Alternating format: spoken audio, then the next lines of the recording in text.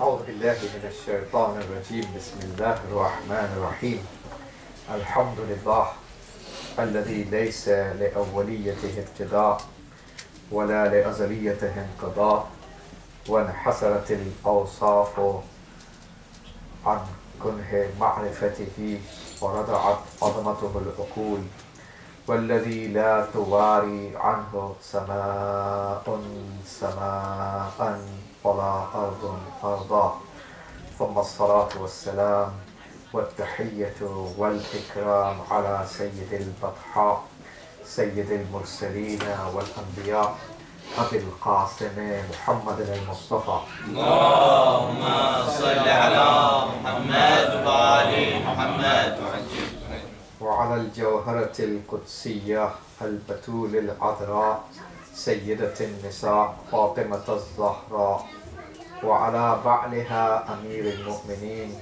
وبنيها الذين أذهب الله عنهم الرجس وطهرهم تطهيرا. اللهم صل على محمد وآل محمد لا سيما على بقية الله وحجته الكبرى الذي بيمنه رزق الورى وبوجوده ثبتت الأرض والسماء ولولاه لصاخت الأرض بأهلها واللعنة الدائمة على أعدائهم أجمعين من حين عداوتهم إلى قيام يوم الدين. أما بعد فقد روي أن الإمام الصادق عليه الصلاة والسلام قال: اللهم صل على محمد وآل محمد ليس من شيعتنا من أنكر ثلاثا: المعراج والسؤال في القبر والشفاعة. صلوات. اللهم صل على محمد وآل محمد. Please recite one Surah Al-Fateha and 3 times Surah Al-Ikhlas for Marhuma Meher Bano, daughter of Sayyid Mehdi Hassan.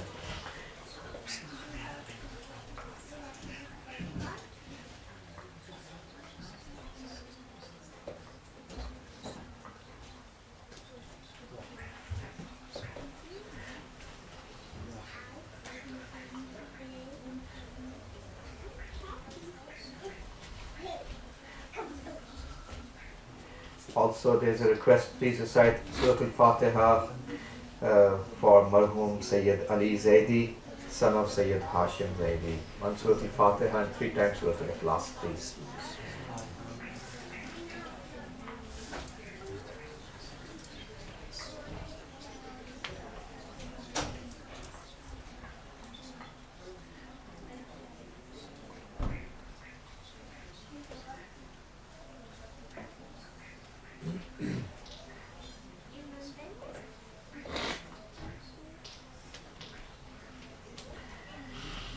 This hadith of Imam al-Sadiq alayhi salam, which is narrated in Bihar al-Anwar, says that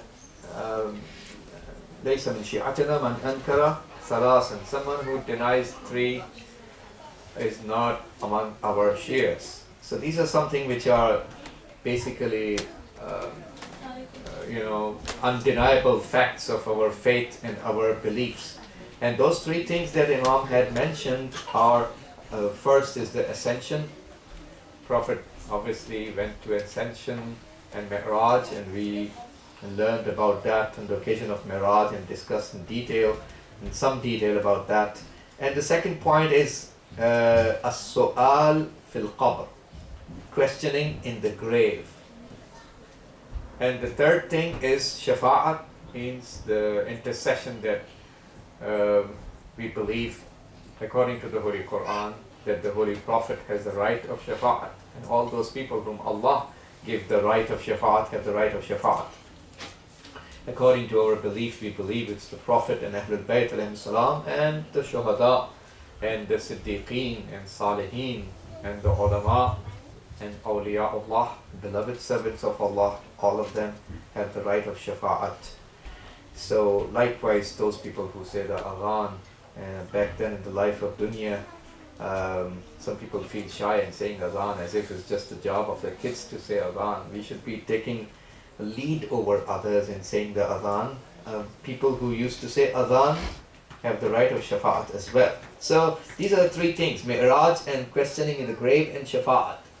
And tonight we are commemorating the Majlisul Fateha for these two marhum people, and I would like to talk about a little bit about the questioning in the grave because it's relevant to our subject.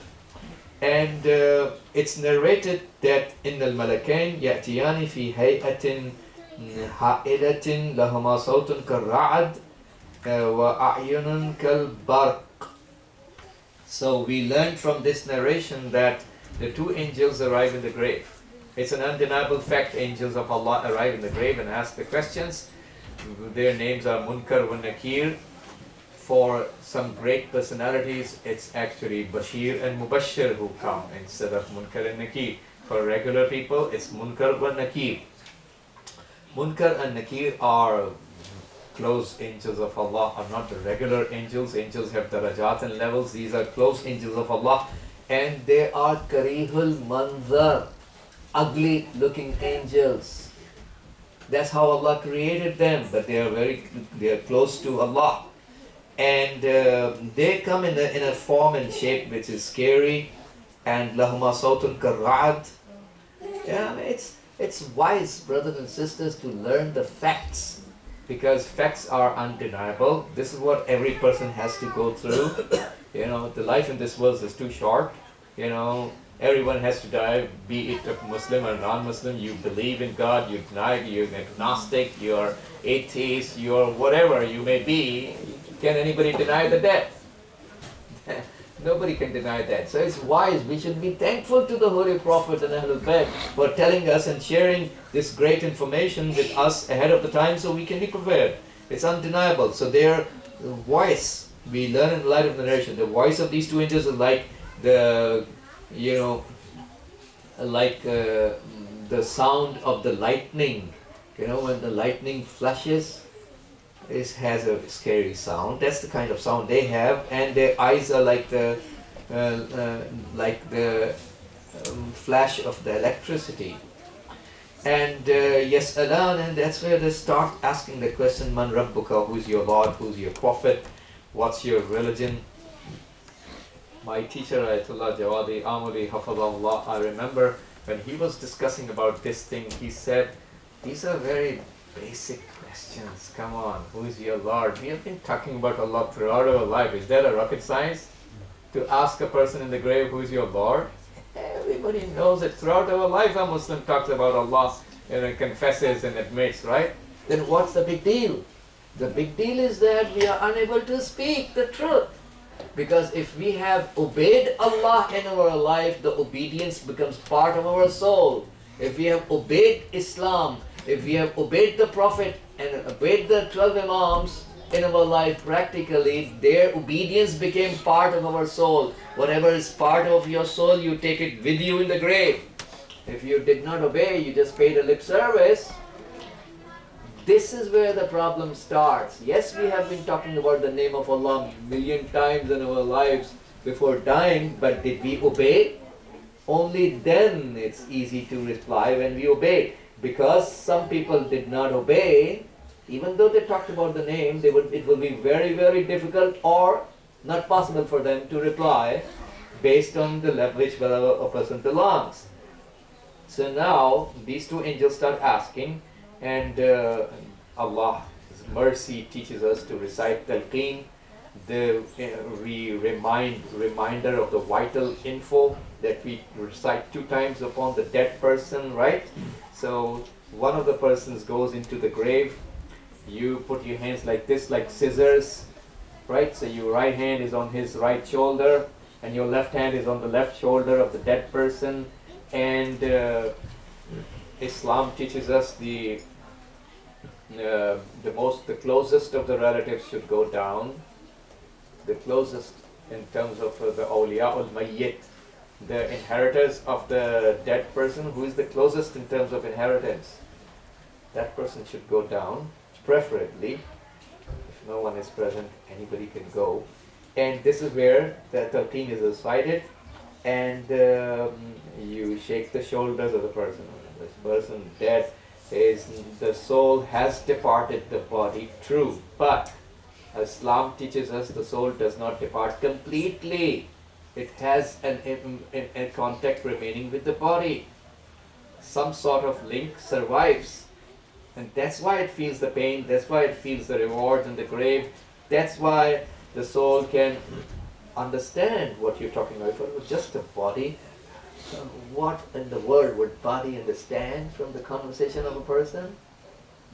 Body is just a tool. It's my soul that is speaking to you, utilizing the body as a tool, and it's your souls which are listening and understanding, right? So Waliyul Mayyit goes and he says that talqeen is recited. Second time we recite mercy of Allah, we remind. Second time people go away 40 steps away from the dead person. Again the Waliyul Mayyit sits next to the head. If Wali is not present, anybody else can sit. You bring your mouth closer to the head of the dead person. And that's where we recite the talqeen for the second time. At that time, when the grave is shut, angels arrive immediately inside the grave and ask the biggest questions of our life. Who's your Lord? Who's your Prophet? What's your religion? Again, remember what my teacher has said. These are the easiest questions. My teacher said that in the tafsir, Allah could have asked the most complex questions of Islam. Tell me about Al-Qada wal-Qadar, the concept of Jabr and Tafweed, the concept of Mi'raj. Huge discussions among the research scholars of Islam about those concepts, for example. But no, he asked the easiest of the things. But the easiest are very difficult because a lot of people did not practice, or it's impossible to respond if a person did not practice at all. If we are obeying, just it feels like doing it, just do it. That's how they say in the West, right? We never do what we feel like doing it, period. We do what Allah commands us to do. That's the difference between a believer and an infidel. We are not infidels. We don't do what we feel like doing. We do what our Creator dictates us to do because we believe in the Creator. So if we obey the Creator, it will be easy to respond. The angels. Now the second time when the person, everybody backs off 40 steps, the person recites for the second time. At that time, the narration tells us, information shared. Look at the great information that has been shared to us. The angels say, Yakulu Munkar Linakir. When the second talqeen is recited, Munkar, the angel called Munkar, says to the angel called Nakir, Da'na Na'ud, let us go back. فَقَدْ لَقَّنُوهُ تَلْقِينَ الْحُجَّةِ. Because this guy had been reminded of the talqeen of hujjat. Talqeen that's related to, the evidence. We talk about Allah, Prophet, and the 12 Imams and stuff, right? So one person asked the other to just leave, because this guy, when he's reminded, he's able to respond. There's no need. La yahtaju ila su'alin. This guy doesn't stand in need of questioning. فَيَتْرُكَانِ السُّؤَالِ وَيَعُودَانِ. These two angels leave the questioning process, leave the question and depart. Look at the blessing. How much we need to be thankful to Allah and the Prophet and strive to be obedient. When the son of Abu Dhar rahmatullah departed, this is a lesson, brothers and sisters. I am intentionally narrating this narration. This is from Man La Yahduruhu al-Faqih of Sheikh Saduq. That this is how a father is supposed to be. Abu Dhar is a role model for us. He is on the 9th level of Iman. He's not an ordinary person. Every father is supposed to behave like this towards the departure of the son or daughter. He comes at the grave of his son after the son died, and waqafa Abu Dhar, he came to the grave, masaha qabrahu biyadihi, he touched the grave and said, Rahmakallah, may Allah have mercy on you. Oh Allah kunta li muhsanan, you were a good doer towards me. Wa addayta shart al-nubuwwa, and you fulfilled the condition of being a son. Wal-an وقد أخذت مني وانفصلت عني فأنا مسرور بذلك. I'm happy about your departure. See, who takes the sun away? Allah. We need to be not only not complaining against Allah, but be happy over the qada and qadr, be radi and pleased, happy over the qada and qadr of Allah subhanahu wa ta'ala. Now why we cry? Crying is the sunnah of the Prophet. Correct. So crying is the sunnah of the Prophet. We feel the pain, we cry, that's correct. But and the qada and qadr and the decision of Allah, we are happy over the decision that Allah has made. And now, فَأَنَا مَسْرُورٌ بِذَلِكَ وَاللَّهِ لَا ضَيْرَ عَلَيَّ مِنْ رَوَاحِكَ وَلَا نُقْصَانَ بَلَغَنِي مِنْ ذَلِكَ. There is no harm upon me from your departure. لَا يُضُرُّ مَنْ ضَلَّ إِذَا اهْتَدَيْتُمْ. Quran teaches us, if you are, we learn from the ayat, if you are guided, even if a person who is misguided cannot harm you. My teacher Ayatollah Jawadi Amuri Hafadahullah was saying in his tafsir that Sirat-e Mustaqim yek rah-e bi tazahumas. I always remember his sentence, exact words of the teacher, that Sirat-e-Mustaqim is a path without an obstacle.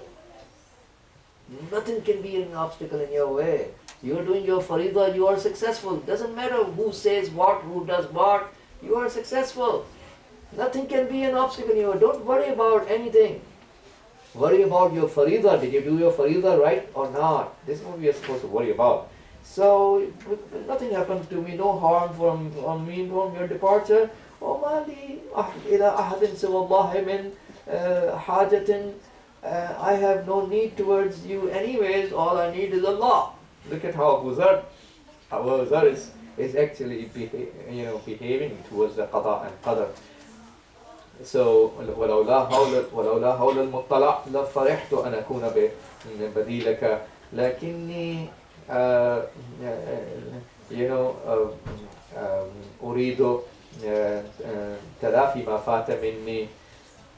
I would have wanted to be dying in your place, but I want to compensate for things that have of the past that I have to compensate for. وَأَسْتَعِدَّ لِذَلِكَ الْعَالَمِ. I need to prepare for that world, that world. And وَلَقَدْ شَغَلَنِي الْحَزَنُ لَكَ مِنْ الْحُزْنِ عَلَيْكَ. I am sorrowful for you, not sorrowful all over you. Sorrow for you has engaged me from becoming sorrowful over you. This is called ma'rifat. This is called ma'rifat of the person who has basirat and ma'rifat of the religion and qada and qadr of Allah. That's how we are supposed to behave over the death of our people. And then he says, "Inni as'a li'u'addiya min al-ibadat." I strive to fulfill my ibadat, my worships. وَأَقُومْ بِالطَّاعَاتِ. And I perform the obediences of Allah. So هذا ما يمنعني من أن أختم على مفارقتك. This is what engages me away from being sorrowful over your departure. والله ما بكيت لوفاتك ومفارقتك. I swear to Allah, I am not crying. He was crying. I am not crying because you departed. لكن بكيت لما قد سيكون حالك. I am crying about what is your situation going to be. I am crying about your situation. That means, will you be able to reply back to Allah, to reply back to the angels in the grave, reply back to the questions that are going to be asked? When somebody dies, some people are focusing on the mustahab things. Okay, Maulana, let us do this, let us recite this Quran, it's very, very good to recite Quran, nobody is denying that. But this is not what is going to be asked from the dead person. What is going to be asked from the dead person is the wajib stuff. Did you fulfill his prayers? Did you fulfill his fastings? Did you fulfill his fitrah and zakat and khums? Did you help out the fellow mu'mineen people? That's the most important thing, right? So, uh, uh, when a mu'min person dies, أدخل المؤمن القبر حضر الصلاة إلى يمينه. When a mu'min person dies, prayers, the nur of prayers is on the right hand side of the mu'min. Khums and zakat and fitra, Islamic taxes that he pays on the left hand side. If I didn't pay the khums, obviously the hellfire is going to come towards me from the left hand side, because that's void. Flame of the fire cannot be repelled by anything other than the nur of Allah. Nur is the repellent of the fire, of the nar. Did we prepare the nur of paying the taxes timely? Just imagine what happens if somebody skips the IRS taxes. Right? So, and bir wal ihsan, the nur of helping out the mu'mineen is at the feet of the person. How much we help out our fellow mu'min brothers in their time of need. If somebody calls you for help, or even if somebody doesn't call you, you know you can help out someone in some way, you should yourself extend your help towards him. That's the sign of Iman. This person coming, one Shia, one moment is coming from Hajj, and after Hajj he comes back to Medina. Imam Sadiq Islam is a resident of the city of Medina, and when he meets Imam Sadiq Islam said to him, according to that narration, you have done jafa on us, Ahlul Bayt, in other words. So I'm paraphrasing in my words. Jafa means su'ul adab. You humiliated Ahlul Bayt. You insulted Ahlul Bayt. You insulted us Ahlul Bayt. In other words, he said once. He said, Yabna Rasulullah, what did I do wrong against you? He said, on your way when you were coming from Makkah, in the way this guy was traveling coming from Makkah, right? So in the desert there was a Shia standing in the desert, and he asked him to give him a ride behind his animal so he can also get a ride behind his back. He refused. Like today's world, we are driving and somebody asks you to please give me a ride in your car, and you refuse your fellow mu'min brother. And now you come to Imam Sadiq alayhi salam. What did Imam Sadiq alayhi salam say to him?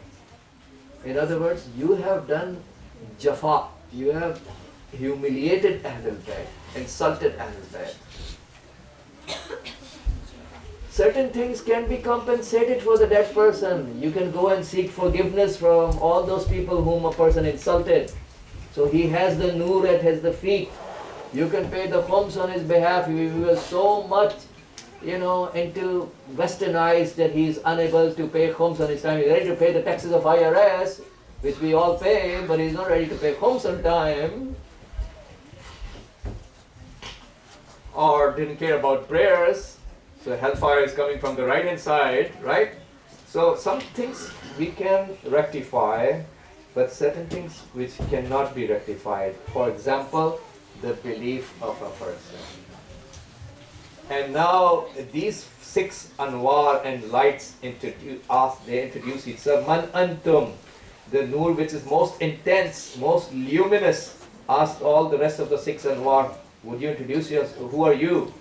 And they started to introduce each other. I'm the nur of his prayers, I'm the nur of his taxes, I'm the nur of his fastings in the front, I'm the nur of his hajj at the back, and so on and so forth. I'm the nur of the help he provided to the fellow mu'min brothers at the feet.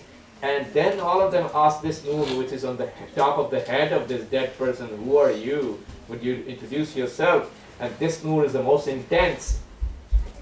The narration says that about this nur, that it is بِجَمَالِكَ الْبَهِيءَ الْفَائِقِ الْعَطِرِ.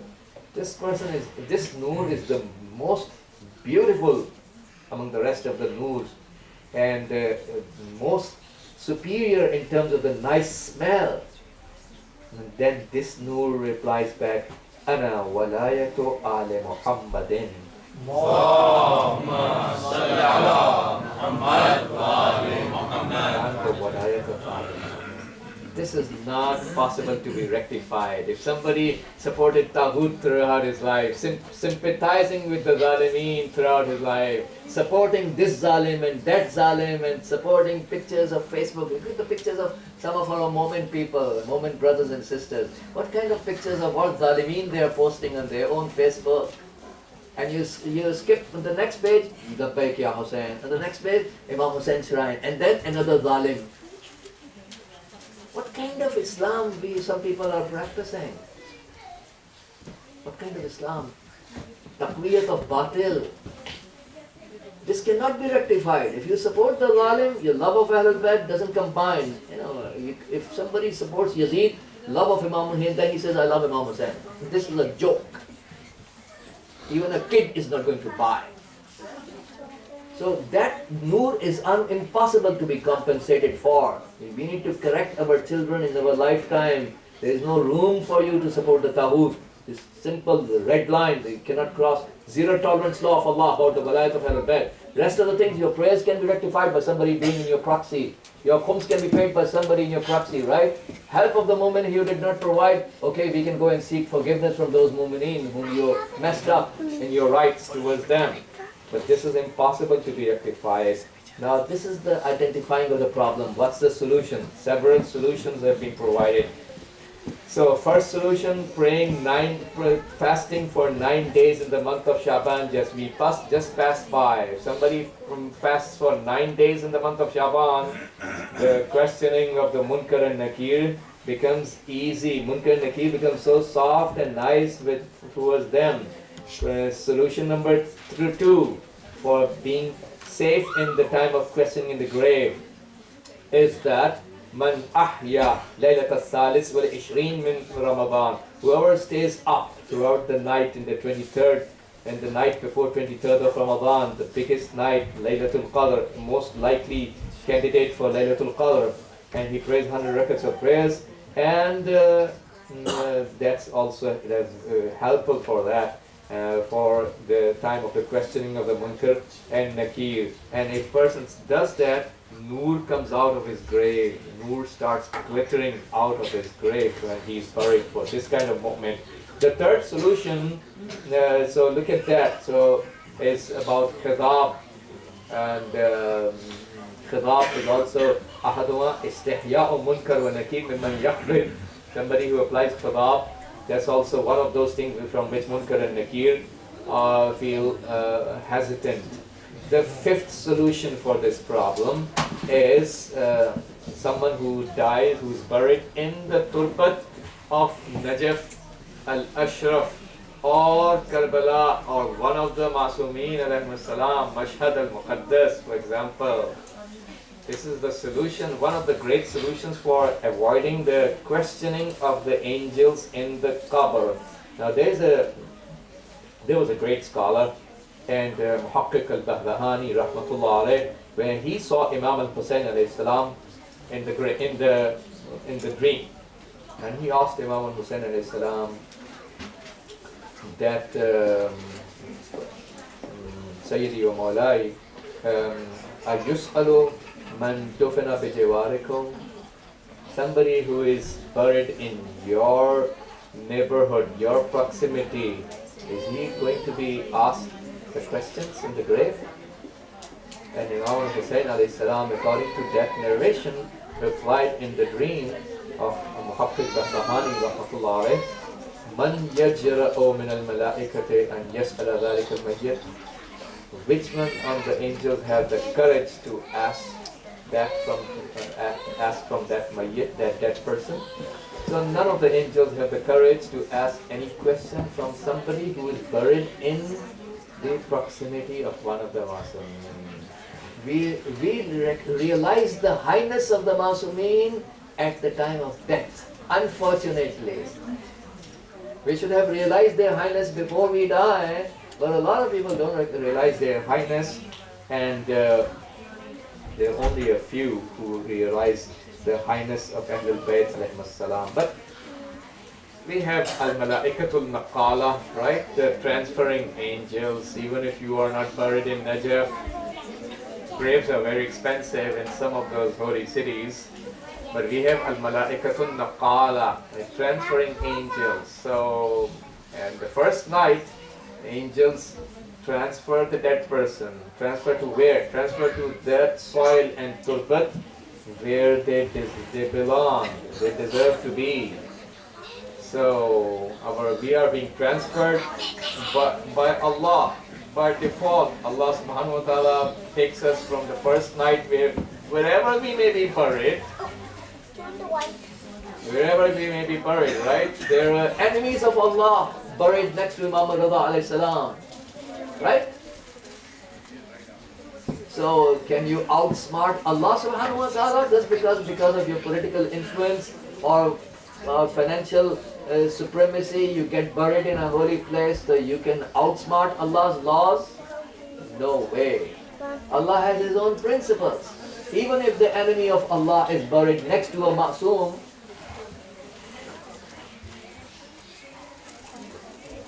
angels of Allah transfer him to a place where he belongs.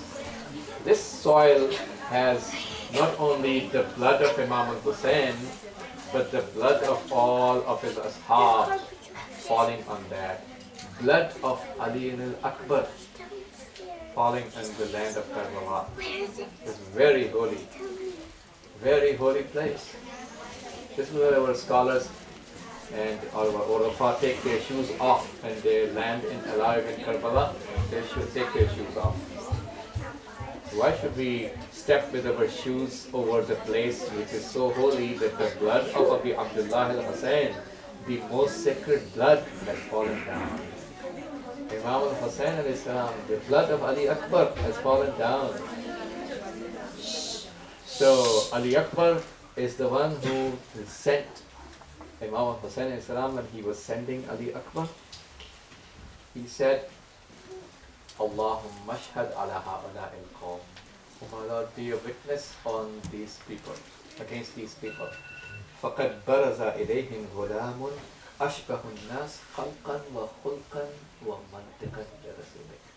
That young person is going towards the people who is, I'm paraphrasing all these narrations in my words, that who is the most resembling person to your Rasul, in terms of his appearance, in terms of his akhlaq and morality, and in terms of his talk. وَكُنَّا إِذَا اشْتَقْنَا إِلَى زِيَارَةِ نَبِيِّكَ نَظَرْنَا إِلَيْهِ.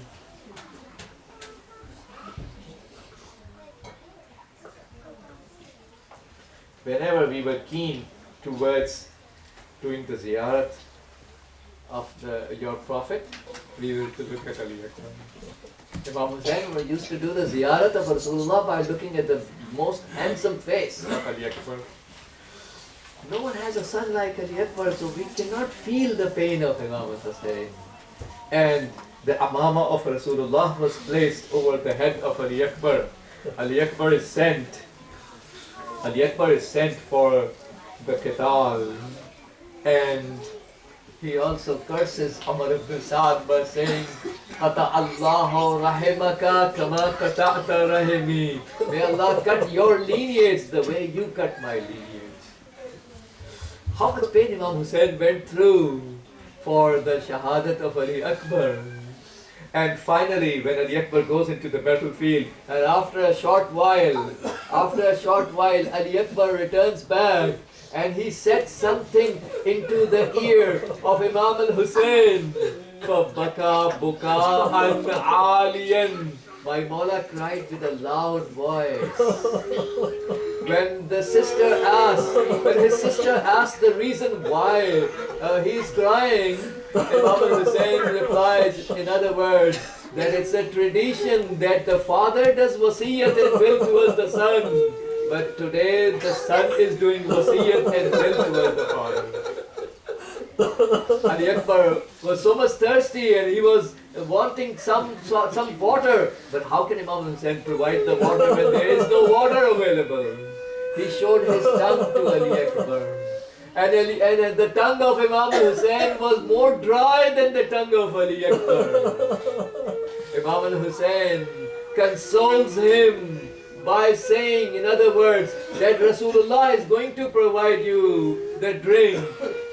Obviously, it's very close that Rasulullah is going to provide. Amir al-Mu'mineen will be there providing the drink of Kawthar to Ali Akbar. And now Ali Akbar goes back to the Maqtal, to the battlefield. He did his war, his defense of Imam al-Hussein. And finally, when he falls down, Sayyidah Zainab goes first. Look at the courage of Sayyidah Zainab. And look at the highness of this great lady. And how much she loves Imam al-Hussein. And how much she has defended Imam al-Hussein throughout her life. Sayyidah Zainab goes ahead of Imam al-Hussein. Makes herself reach Ali Akbar because she knows how much, maybe one of the reasons is this, she knows how much Imam Hussein loves Ali Akbar to support her brother. And then Imam Hussein arrives, and this is where Ali Akbar starts to comfort his father. Hada Jaddi Rasulullah. This is my grandfather Rasulullah. Yaqra'uka salam. He's saying salam to you. Prophet was saying, Ajjalil Quduma ilayna. Come quickly towards us. And this is how Ali Akbar is comforting his father who is in the pain. And Ali Akbar had a piece of the spear in his chest. How would the father tolerate his son in so much pain? My Mawla is about to take out that piece of the spear from the chest of Ali Akbar. And the soul of Ali Akbar departs. And Sayyid ibn Taus says, فَوَضَعَ خَدَّهُ عَلَى خَدِّهِ. Imam al-Hussein put his cheek over the cheek of Ali Akbar. عَلَى الدُّنْيَا بَعْدَكَ الْعَفَا.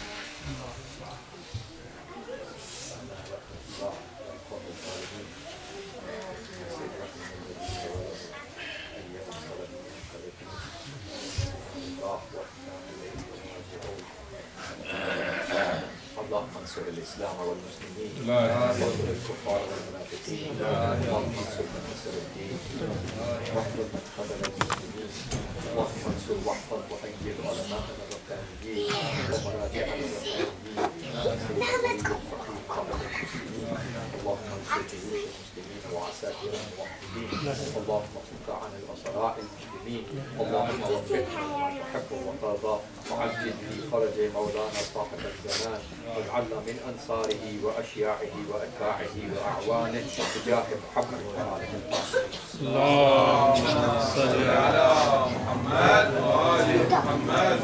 سورة الفاتحة for مرحوم سيد علي زيدي son of سيد Hashim Zaidi. بسم الله الرحمن الرحيم.